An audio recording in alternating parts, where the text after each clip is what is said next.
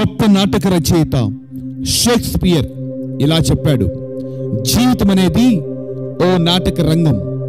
మనుషులు ఈ నాటక రంగం మీద ఆయా పాత్రలు పోషించి తెర వెనుక కనుమరుగవుతారు అని. కుమారునిగా, యజమానిగా, యువకునిగా, భర్తగా, తండ్రిగా మనం ఆయా పాత్రలు పోషించవలసి ఉంది. అయితే ఎఫెసీ పత్రిక 6వ అధ్యాయము 1వ లేఖన భాగం ఇలా ఉంది, నీవు దీర్ఘాయుష్మంతులు అగినట్లు నీ తల్లిని నీ తండ్రిని సన్మానింపుము. వాగ్దానంతో కూడినటువంటి ఆజ్ఞలలో ఇది మొట్టమొదటిది అని వ్రాయబడి ఉంది. అవును, ప్రభువైన యేసుక్రీస్తు సిలువలో పలికిన 3వ మాట, అమ్మా ఇదిగో నీ కుమారుడు అని చెప్పి, ఇదిగో నీ తల్లి అని ఆమెను గుర్చిన బాధ్యతలు తాను బహుగా ప్రేమించిన యోహానుకు అప్పగించడం చూస్తాం. యేసుక్రీస్తుకి ఇంకా సహోదరులు సహోదరీలు ఉన్నారు. అయితే కుటుంబంలో పెద్ద కుమారునిగా ఆయన తన బాధ్యతలు సంపూర్తిగా నిర్వర్తించారు. అవును, ఈ లోకంలో మనకిచ్చిన బాధ్యతలు సంపూర్ణంగా నిర్వహిద్దాం. ఎందుకంటే ఇస్సాకు ఒక భర్తగా తన భార్య పట్ల ప్రేమ అనురాగము కలిగి ఉన్నాడు. మనోహ తన భార్యకు పిల్లలు లేకపోయినా ఆమెను ప్రేమించాడు. యోబు ప్రతిరోజు తెల్లవారుజామున లేచి తన బిడ్డల కొరకు ప్రభు సన్నిధిలో విజ్ఞాపన చేసేవాడు. ఇకపోతే ఒక భార్యగా శారా తన యొక్క భర్త అయిన అబ్రహామును చూసి యజమానుడా అని చెప్పి గౌరవించి అతనితో పాటే ప్రయాణము చేసింది.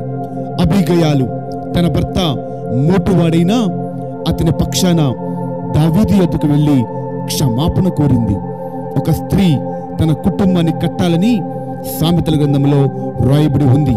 ఇకపోతే ఒక మంచి తల్లిదండ్రులుగా వ్యవహరిద్దాం. యేసు జ్ఞానమందు, వయసు యందు, మనుషుల దయలోను దేవుని దయలను వర్ధిల్లడానికి కారణం తన తల్లిదండ్రుల యొక్క ప్రమేయము లేకుండా లేదు. యోహాను జన్మతః దేవుని శక్తితో నింపబడి అతి చిన్న వయసులోనే అద్భుతమైన శక్తివంతమైన పాత్రగా ప్రభు చేతిలో వాడబడ్డాడు. దాని వెనుక జకర్యా, ఎలిజబెతుల యొక్క ప్రార్థన, సిద్ధపాటు, వాక్య ధ్యానము తప్పక ఉంది. ఫిలిప్పీకి కేవలం 4 కుమార్తెలు మాత్రమే ఉన్నారు.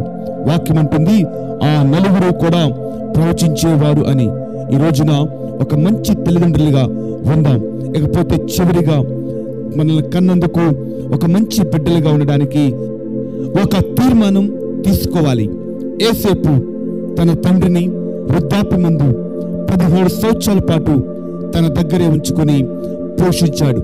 అంత మాత్రమే కాదు, రహాబు ఒక వేశ్య అయినప్పటికీ ఆ తరువాత దినాలలో ఇశ్రాయేలు దేవుని యందు విశ్వాసముంచి తన తల్లిదండ్రులను, అక్క చెల్లెళ్ళను, అన్నదమ్ములను, తన వారందరినీ కూడా తన ఇంటిలోనికి చేర్చుకుని రక్షించింది. ఈ 3వ మాట మనకు తెలియచేసేది మానవ సంబంధాల యొక్క విలువను తెలియచేస్తుంది. వాళ్ళకి విలువనిద్దాం, వాళ్ళని గౌరవిద్దాం. ప్రభువైన యేసుక్రీస్తు సిలువలో పలికిన ఈ 3వ మాట ద్వారా మానవ సంబంధాలకి విలువ తెలియచేస్తూనే తన కర్తవ్యాన్ని సంపూర్ణంగా నిర్వర్తించి ఉన్నారు. ఆమేన్.